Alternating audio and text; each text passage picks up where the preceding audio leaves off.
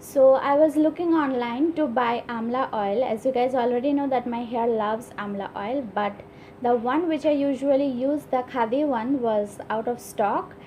So I looked for some other brands, but they were too much pricey.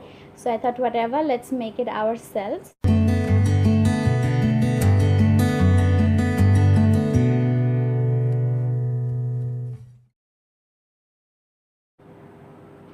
Hi everyone, welcome back to my channel, and if you're new to my channel, welcome. My name is Mimi. Thank you for watching. So in this video I'm gonna show you how to make amla oil from scratch, like from the fruit amla itself, or as known as Indian gooseberry. So if you have access to, or if you can buy Indian gooseberry from the market where you live, then you can make it yourself. You can make this yourself at home as well. So if you guys want to know how to make amla or Indian gooseberry oil from the fruit itself, then keep on watching.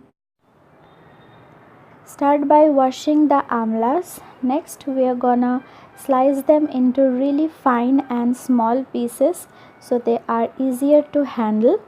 So the amount of amla will depend on how much oil you're gonna make. If you're going to make the amla oil for a single use, then this much amla is enough. But if you're going to store the amla oil for future use as well, then you're gonna need more amla than this.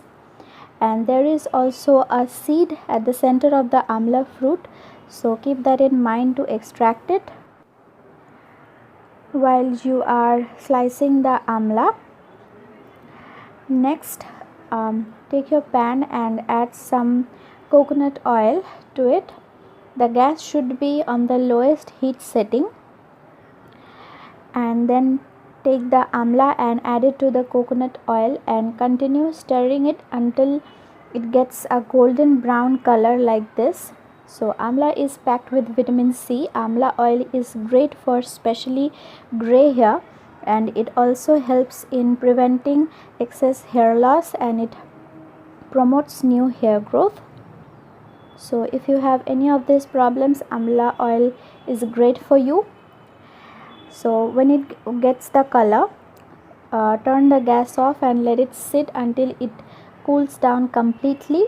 And once it gets cold, check for the color of the oil. The color should be different from the coconut oil, and then strain it and store the oil in a clean and dry container, and your amla oil is ready to be used. So this is what my amla oil looks like, and the color should be like this. It should be different from the color of the coconut oil.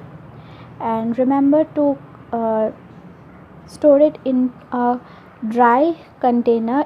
There shouldn't be any water inside of it. So give this video a thumbs up if you liked it, and subscribe to my channel for more videos. And also let me know your comments in the comment box down below. That's it for this video, and I'll talk to you guys later in my next video. Bye.